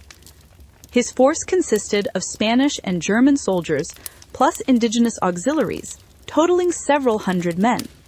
Von Hutten's expedition penetrated deep into the plains and mountains of Venezuela, following rumors and indigenous reports about wealthy kingdoms to the south and west. They endured similar hardships to other Eldorado expeditions: disease, starvation, hostile indigenous peoples, brutal terrain. They heard stories about the city of Umagua, supposedly another golden city, or perhaps another name for Eldorado itself. At one point, von Hutten's expedition reached a large indigenous settlement that seemed wealthy and well organized. Von Hutten believed this might be Eldorado, or at least a stepping stone to it. But his force was too weakened to attempt conquest. They were short on supplies, many men were sick, their equipment was deteriorating. Von Hutten made the difficult decision to retreat and return with a larger, better-equipped force. The return journey was, as always, horrific. Many men died on the way back to the Venezuelan coast. When von Hutten finally reached the colony in 1546, he found that political control had changed. The Welser grant had been revoked, and Spanish officials were back in charge. These officials saw von Hutten as a threat, a potential rival for power. In a shocking act of colonial treachery, von Hutten and several of his companions were arrested on false charges and executed. If you want to understand how the search for El Dorado could drive men to madness, the story of Lope de Aguirre is the perfect case study. It's a tale of rebellion, murder, paranoia, and ultimately complete insanity, all driven by the obsessive quest for the Golden City. In 1560, another expedition set out from Peru in search of El Dorado. This one was led by Pedro de Ursua, an experienced conquistador, and included about 300 Spanish soldiers and several hundred indigenous auxiliaries. The plan was to descend the Amazon, much as Orellana had done, but this time with a larger, better-equipped force that could establish permanent settlements and conquer any wealthy kingdoms they found. Among the expedition members was Lope de Aguirre, a Basque soldier with a reputation for violence and instability. Aguirre was in his 50s, old by conquistador standards, and he'd spent decades in the Americas without achieving the wealth and status he believed he deserved. He was bitter, resentful, and increasingly unstable. He also had a teenage daughter with him on the expedition, which was highly unusual and would prove tragically significant. The expedition began its descent of the Amazon, following much the same route Orellana had taken. But from the start, there were problems. Ursua had brought his mistress along, and he spent more time with her than attending to the expedition's management. Discipline broke down. Food shortages developed. The men grew restless and discontented. Aguirre saw opportunity in this discontent. He began organizing a conspiracy against Ursua, recruiting other malcontents to his cause. On New Year's Day, 1561, the conspirators attacked Ursua while he was sleeping and murdered him. They then installed a puppet leader, Fernando de Guzman, but it was clear that Aguirre was the real power behind the rebellion. What happened next was extraordinary and terrifying. Aguirre declared that the expedition would no longer search for El Dorado. Instead, they would conquer all of Spanish Peru, overthrow the colonial government, and establish Aguirre himself as king. He wrote letters to the King of Spain denouncing him as a tyrant and declaring independence. He renamed his force the Maranons, claiming sovereignty over the entire Amazon basin. It was complete madness, of course. A few hundred men, lost in the Amazon, thousands of miles from any real power base, declaring war on the Spanish Empire. But Aguirre enforced his will through terror. Anyone who opposed him was executed. Anyone who seemed insufficiently loyal was killed. Anyone who showed weakness or doubt was murdered. The expedition became a floating reign of terror, with Aguirre as its mad tyrant. The puppet leader Guzman tried to assert some independence and was murdered on Aguirre's orders. Dozens of expedition members who protested or resisted were killed. The indigenous auxiliaries fled or were killed. The expedition's priest tried to intervene and was murdered. Aguirre was creating a wasteland, leaving bodies in his wake as the remnants of the expedition continued downstream. Eventually, they reached the Atlantic and began sailing along the northern coast of South America. Aguirre's plan, such as it was, involved capturing the island of Margarita, using it as a base, and then invading the mainland. The expedition seized Margarita through surprise and violence, but by now news of Aguirre's rebellion had spread throughout the Spanish colonies. Forces were being assembled to hunt him down. Aguirre took his remaining followers to the mainland, to Venezuela, where he hoped to rally support and begin his conquest of Peru. But no support materialized. The local Spanish colonists were horrified by his reputation and terrified of his violence. His own men began deserting, recognizing that following Aguirre meant certain death. As Spanish forces closed in, Aguirre's madness reached its peak. He began executing his own remaining followers, killing them to prevent them from deserting or surrendering. In the final, most horrific act, he murdered his own daughter, stabbing her to death because he didn't want her to fall into enemy hands and be called the daughter of a traitor. Aguirre was killed by his own remaining men on October 27, 1561, shot and then hacked to pieces in a desperate attempt by the survivors to win mercy from the pursuing Spanish forces. His body was quartered, the pieces displayed in different towns as a warning against rebellion. His head was placed in an iron cage and exhibited publicly. Even by the brutal standards of the conquistador era, Aguirre's end was particularly gruesome. While the Spanish were destroying themselves searching for Eldorado in the jungles of South America, the legend was spreading to other European powers. By the late 16th century, England was becoming a major maritime power, challenging Spanish dominance of the seas and the Americas. English sea captains were raiding Spanish ships and settlements, and English dreamers were imagining their own colonial ventures in the New World. No one embodied the English fascination with Eldorado more than Sir Walter Raleigh.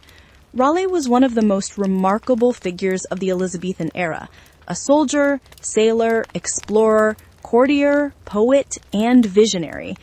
He was extraordinarily handsome, cultured, eloquent, and ambitious. He'd fought in Ireland, sailed against the Spanish, founded the failed Roanoke colony in what is now North Carolina, and risen high in Queen Elizabeth's favor. But in 1592, Raleigh's position at court collapsed when Elizabeth discovered that he'd secretly married one of her ladies-in-waiting, Elizabeth Throckmorton, without the Queen's permission. Elizabeth, who expected absolute loyalty from her favorites, and who reacted violently to their romantic entanglements, had Raleigh imprisoned in the Tower of London. Though he was eventually released, his career at court was effectively over.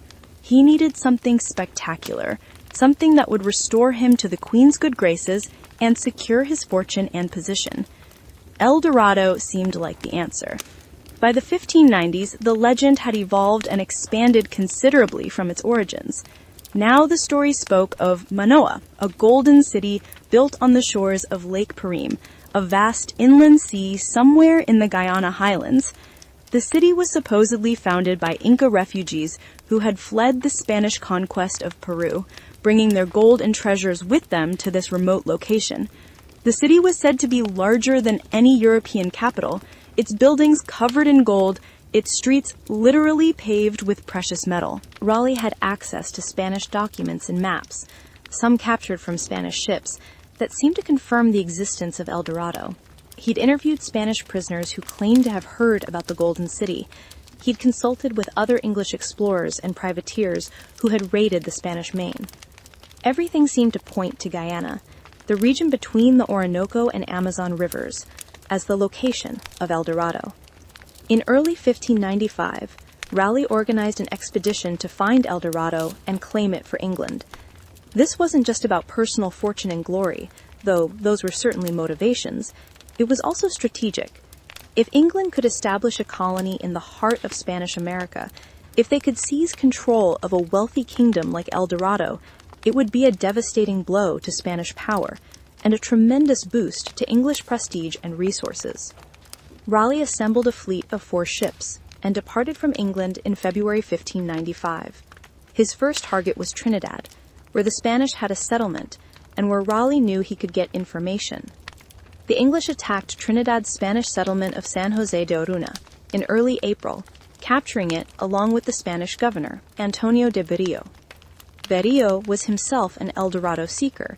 He'd spent years searching for the Golden City, launching multiple expeditions into the Guyana interior. He was old now, in his 70s, but he still believed in Eldorado, still dreamed of finding it.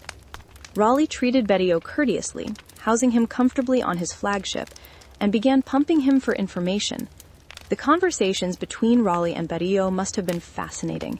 Here were two men, one English, one Spanish, both obsessed with the same legend, both willing to stake everything on finding a city that probably didn't exist. Berrio told Raleigh what he knew, the routes into the interior, the indigenous peoples, the geography, the locations where earlier expeditions had searched.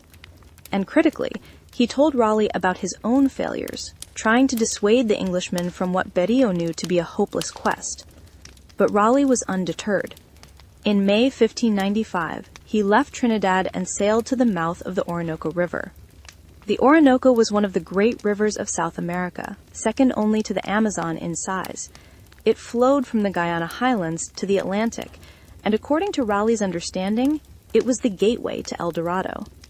Raleigh transferred his men to smaller boats and began ascending the Orinoco. His force consisted of about 100 men, plus some indigenous guides he'd recruited. They rowed and sailed upstream, fighting the current, navigating through the complex delta where the river split into multiple channels, always trying to find the main channel that would lead them deepest into the interior. The journey was difficult, but not impossible. The Orinoco was navigable, at least in its lower reaches. The heat was oppressive, the insects were terrible, and the men struggled with the rowing, but they made progress. Raleigh, ever the poet and writer, was captivated by the landscape. He wrote descriptions of the river, the forests, the wildlife, the indigenous peoples they encountered, creating some of the first English accounts of this region. Raleigh made efforts to establish friendly relations with indigenous peoples along the river. He traded for food and information.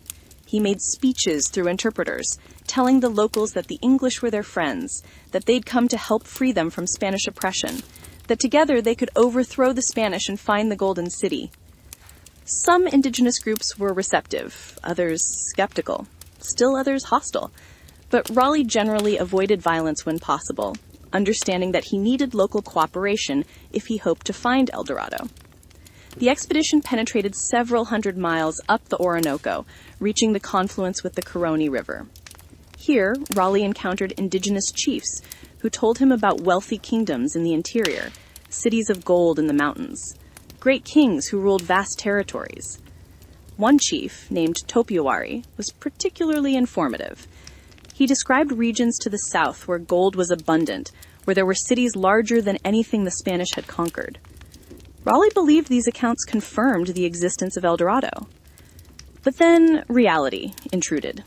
The rainy season was approaching, which would make the rivers impassable. Supplies were running low. The men were tired.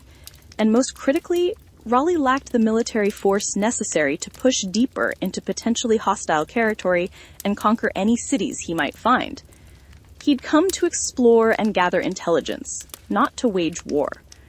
If Eldorado existed and was as powerful as the legend suggested, his 100 men would be grossly insufficient to conquer it. Raleigh made the decision to turn back. He would return to England, report what he'd learned, and organize a much larger expedition to return and actually conquer Eldorado. This time, he'd bring an army, proper equipment, supplies for an extended campaign. This had been reconnaissance. The real conquest would come later. The expedition returned to the coast and sailed back to England, arriving in August 1595.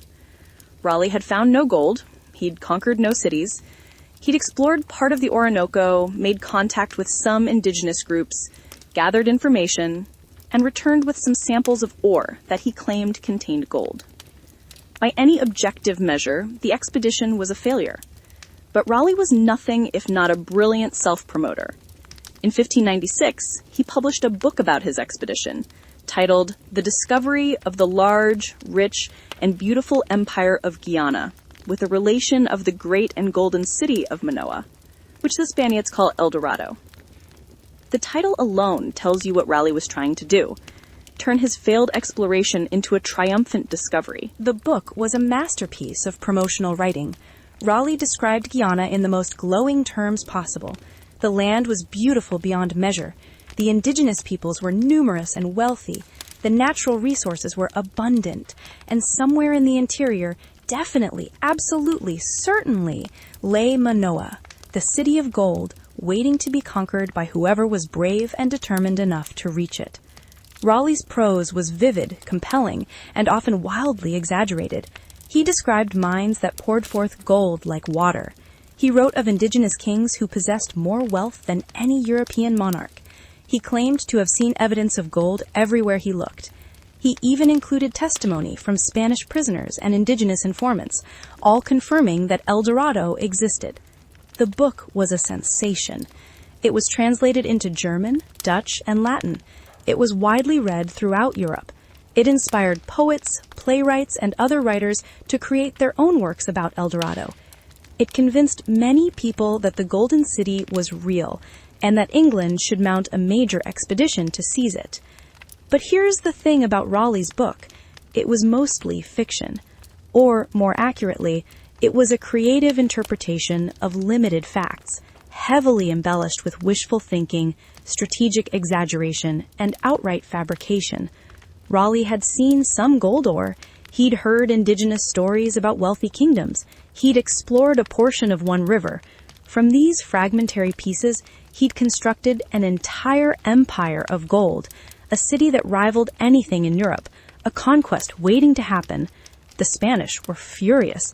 They read Raleigh's book and recognized it for what it was, a blueprint for English colonization of territory Spain considered its own. Spanish officials tried to suppress the book, to discredit it, to prevent it from inspiring English expeditions to South America. But it was too late. The book was out there, widely read, widely believed. Eldorado was now an English dream as much as a Spanish one. But despite the book's success, Raleigh couldn't get the support he needed for a return expedition. Queen Elizabeth was old, her health failing, and she had no interest in funding Raleigh's South American adventures. Other courtiers and advisors were skeptical of Raleigh's claims. The military was focused on the continuing war with Spain in Europe. Raleigh's moment had passed, at least for now. Then, in 1603, everything changed. Queen Elizabeth died, and James I of Scotland became James I of England, uniting the two crowns. James had no love for Raleigh. He saw the famous courtier as a relic of the previous reign, as potentially dangerous, as someone who needed to be controlled or eliminated. Within months of taking the throne, James had Raleigh arrested on charges of treason, accused of plotting to overthrow the new king and place someone else on the throne. The charges were probably fabricated, or at least vastly exaggerated, but they were enough. Raleigh was convicted and sentenced to death. At the last moment, James commuted the sentence to life imprisonment, and Raleigh was locked in the Tower of London, the same fortress where he'd been briefly imprisoned years earlier for marrying without Elizabeth's permission. Raleigh would spend the next 13 years in the Tower. But he wasn't idle. He had rooms, not a dungeon cell. He had access to books, to writing materials, to visitors. He began work on an ambitious project, the history of the world, a massive historical survey that would have covered all of human history if he'd ever finished it. He also continued his scientific experiments, his poetry, his correspondence with scholars and explorers, and he continued to dream about Eldorado. The legend haunted him. He'd been so close, he believed, just a bit farther up the Orinoco, just a bit more time, just a bit more support, and he would have found Manoa, the Golden City. He would have become one of the greatest explorers in history, one of the richest men in England, a hero who had added an entire empire to English dominion. During his imprisonment, Raleigh worked on King James, trying to convince him that Eldorado was real, that a properly funded expedition could find it, that the wealth it would bring to England would dwarf anything the Spanish had extracted from Mexico or Peru. He pointed to his earlier expedition, to the evidence he'd gathered, to the indigenous testimonies, to the logic that suggested wealthy civilizations must exist in the vast unexplored interior of South America. James was tempted, but cautious. By now, his policy towards Spain had shifted from confrontation to accommodation. James wanted peace with Spain, wanted to avoid costly wars, wanted to focus on domestic issues. An English expedition to what Spain considered its exclusive territory would provoke conflict. But the promise of gold was seductive. If Raleigh could actually find Eldorado, if there really was a wealthy kingdom waiting to be conquered, the political and economic benefits would be enormous. In 1616, after years of negotiation and persuasion, James agreed to release Raleigh and authorize a second expedition to Guyana. But there were strict conditions. Raleigh was not to attack any Spanish settlements or ships. He was not to provoke conflict with Spain in any way. He was to focus solely on finding gold mines and establishing an English presence in unclaimed territory. If he violated these conditions, if he caused an international incident, he would face execution. The original death sentence from 1603 would be carried out. It was an impossible set of conditions. Spanish territory in South America was extensive and poorly defined. Any meaningful exploration would likely involve contact with Spanish settlements or forces. And if Raleigh did find a wealthy kingdom, how was he supposed to claim it without conflict? But Raleigh accepted the conditions. He was in his 60s now, old by the standards of the time. This was his last chance at redemption, his final opportunity to prove that Eldorado was real. Raleigh assembled a fleet of 14 ships and about 400 men. It was a substantial force, though smaller than he'd originally wanted. Many investors were skeptical, and recruitment was difficult. Raleigh was old, his reputation was mixed, and the conditions of the expedition made success uncertain. But he scraped together what he could, investing much of his own remaining wealth in the venture. The fleet sailed from Plymouth on June 12, 1617. From the start, things went wrong. Storms scattered the ships. Several vessels became separated and eventually turned back to England. Disease broke out among the crews. Raleigh himself fell seriously ill, possibly with malaria or some other tropical fever, and was incapacitated for weeks. The expedition was in trouble before it even reached South America. When they finally arrived at the mouth of the Orinoco in November 1617, Raleigh was too sick to lead the exploration himself. He appointed his most trusted captain, Lawrence Keymis, to take a force upriver, while Raleigh remained on the coast to recover.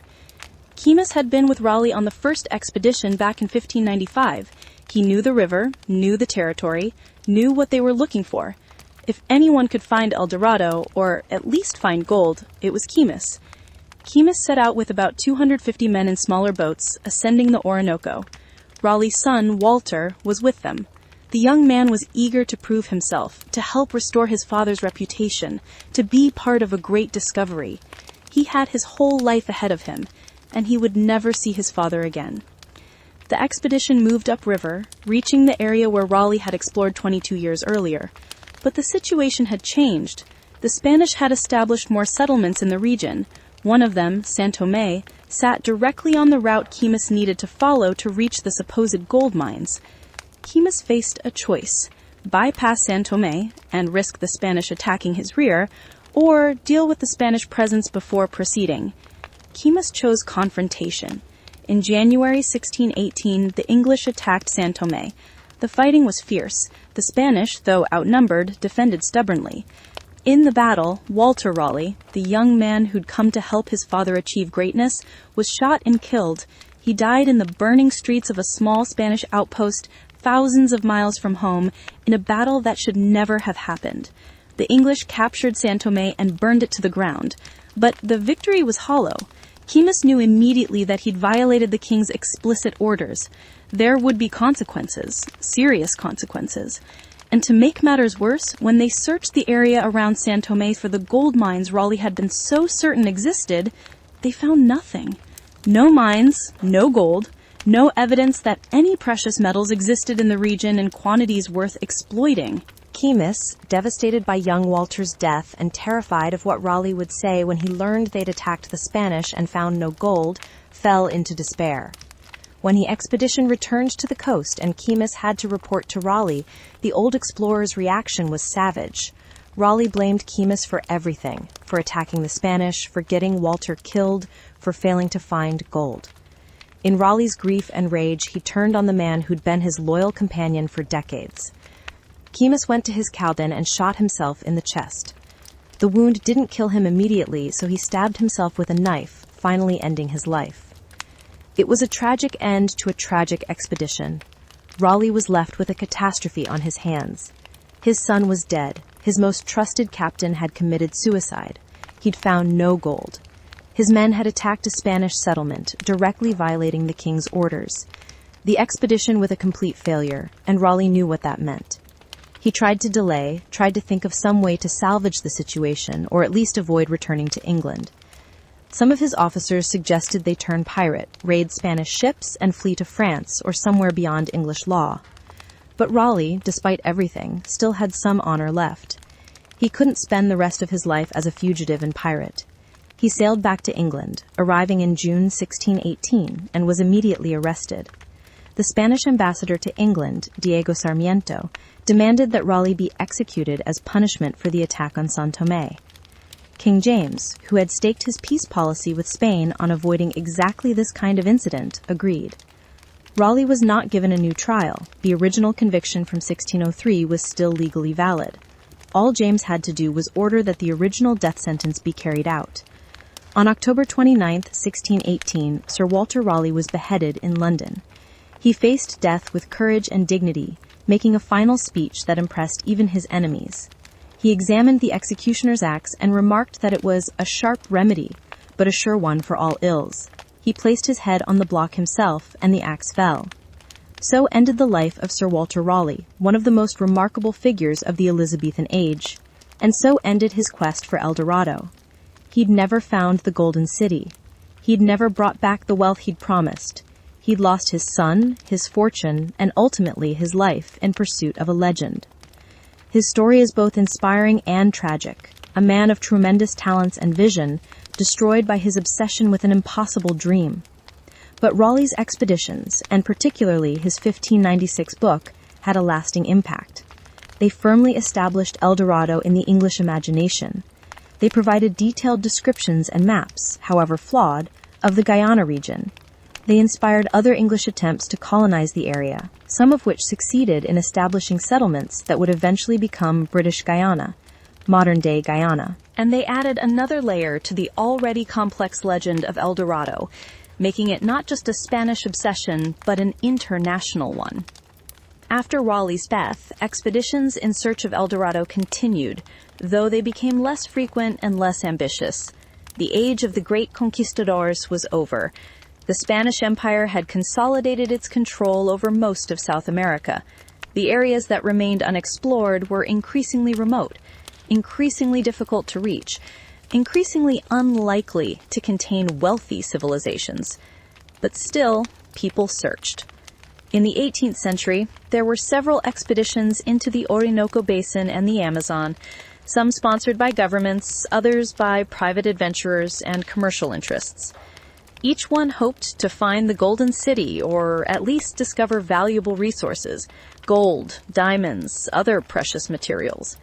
Most found nothing but hardship, disease, and death. One of the more interesting later attempts involved Lake Guatavita itself, the sacred lake where the original Gilded Man ceremony had taken place. In the 19th century, a Colombian businessman named José Ignacio París obtained permission to drain the lake. París was convinced that centuries of golden offerings must have accumulated at the lake bottom, creating a treasure worth millions. París organized an elaborate engineering project. He cut a deep drainage channel through the rim of the lake using explosives and hundreds of workers. The plan was to drain the lake completely, exposing the entire bottom so the gold could be collected. It was an ambitious undertaking, and initially it seemed to work. The water level dropped dramatically, exposing muddy shorelines where some gold objects were indeed found. But then the problems started. The mud at the bottom of the lake, exposed to air and sun for the first time in centuries, quickly dried and hardened into a concrete-like substance that was impossible to dig through with the tools available. The drainage channel began to collapse, unable to handle the pressure and volume of water, and the amount of gold recovered, while not insignificant, was far less than Padis had invested in the project. Padis eventually abandoned the effort, bankrupt and broken. The lake slowly refilled, returning to something close to its original level.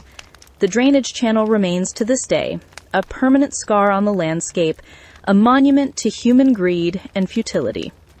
Lake Guatavita is now a protected site, part of Colombia's cultural heritage. No further attempts to drain it are permitted. In the early 20th century, there was a final burst of Eldorado-inspired expeditions, driven partly by archaeological interests and partly by the old dream of finding lost civilizations. Colonel Percy Fawcett, a British explorer, became obsessed with finding what he called the lost city of Z in the Brazilian interior. Fawcett believed that evidence of a sophisticated ancient civilization existed in the Amazon basin, with ruins of cities and complex societies waiting to be discovered. Fawcett made several expeditions into the Amazon in the early 1920s, searching for evidence of his lost city. In 1925, he set out on what would be his final expedition, accompanied by his eldest son Jack and Jack's friend Raleigh Rymel. The three men disappeared into the Mato Grosso region of Brazil and were never seen again. Their fate remains one of exploration's enduring mysteries, though based on later investigations and indigenous accounts, most historians believe they likely died of disease, starvation, or were killed by indigenous peoples defending their territory. Fawcett's obsession was really just Eldorado by another name. He was looking for a lost civilization, for evidence of past greatness, for something hidden in the jungle waiting to be discovered. The specifics were different, but the underlying psychology was the same. The belief that somewhere out there, if you searched hard enough, if you were willing to risk everything, you could find something extraordinary. And here's the fascinating thing. In a way, Fawcett was onto something, even if his specific lost city of Z remained elusive. Not about a single golden city, but about the broader idea. Modern archaeology has revealed that the Amazon basin supported larger, more sophisticated civilizations before European contact than earlier scholars believed possible. Satellite imagery, LiDAR technology, and ground surveys have revealed extensive earthworks, causeways, settlements, and evidence of intensive agriculture throughout regions of the Amazon. The pre-Columbian Amazon wasn't pristine wilderness. Based on the archaeological evidence we've uncovered, it appears to have been a thoroughly human-shaped landscape, modified and managed by its inhabitants over thousands of years. Population estimates for the pre-contact Amazon have been revised dramatically upward in recent decades, with some scholars now proposing that millions of people may have lived in the basin before European diseases devastated the population. While the exact numbers remain debated, what's becoming clear is that these societies built complex cultures, managed the forest, created sophisticated agricultural systems, and developed rich traditions. So in a sense, Eldorado did exist, not as a single city of gold, not as streets paved with precious metal, not as the fantasy the conquistadors imagined, but as something perhaps even more impressive. A civilization that thrived in one of the most challenging environments on Earth, that created wealth through knowledge and skill rather than through the accident of mineral deposits, that built a society in harmony with its environment rather than in opposition to it. The tragic irony is that the Spanish and other Europeans, in their search for El Dorado, destroyed the very civilizations that might have taught them something far more valuable than gold. The diseases they brought, the violence they inflicted, the disruption they caused, all contributed to the collapse of these Amazonian societies. By the time later explorers arrived, the population had crashed, the settlements had been abandoned, the agricultural systems had broken down, and the jungle had reclaimed much of the landscape. What the conquistadors were seeing when they heard about wealthy kingdoms, when indigenous peoples told them about great cities and powerful chiefs, may well have been the memory of societies that had existed, but were already in collapse due to the very diseases the Europeans had introduced. This is one interpretation that helps explain the puzzle. The Eldorado they sought might have been real in some form, but their own presence was contributing to its destruction even as they searched for it. The legend of Eldorado tells us as much about European psychology as it does about South American geography. It reveals the conquistador mindset, the insatiable hunger for gold, the willingness to risk everything for wealth, the assumption that somewhere out there must be more, always more. It shows how legends grow and evolve, how fragmentary truths are elaborated into grand fantasies, how human imagination fills in the gaps in knowledge with desires and dreams. It also reveals the darker side of the age of exploration, the greed, the violence, the willingness to destroy other peoples and cultures in pursuit of profit. The search for Eldorado cost thousands of lives, possibly tens of thousands when you count not just the Europeans who died on expeditions, but also the indigenous peoples who were enslaved, killed, or died from European diseases. Entire societies were disrupted or destroyed. Ecosystems were damaged. And for what? For a dream of gold that never existed in the form the Europeans imagined. But there's also something almost heroic in the Eldorado story, in a tragic way. The men who searched for the Golden City, foolish and greedy as they often were, also showed incredible courage, determination, and perseverance. They crossed oceans, climbed mountains, descended rivers, hacked through jungles, suffered unimaginable hardships, all driven by a vision of what might be possible. They were willing to risk everything, to stake their lives on a dream. That same spirit of exploration, that willingness to venture into the unknown, seeking something extraordinary, has driven much of human progress. The problem wasn't the desire to explore, to discover, to achieve great things. The problem was that this desire was twisted by greed, by violence, by the assumption that whatever they found could and should be taken by force. Today, Eldorado has become a metaphor. We talk about chasing Eldorado to mean pursuing an impossible dream, seeking something that doesn't exist, being led on by false promises. We use Eldorado as a name for casinos, for resorts, for anything promising wealth or luxury. The legend has been thoroughly absorbed into popular culture, appearing in countless books, movies, video games, and songs. But we've lost something in this cultural appropriation. We've forgotten that Eldorado began as something real, a sacred ceremony of the Muisca people, a profound spiritual ritual that expressed their understanding of leadership, divinity, and the relationship between humans and the cosmos.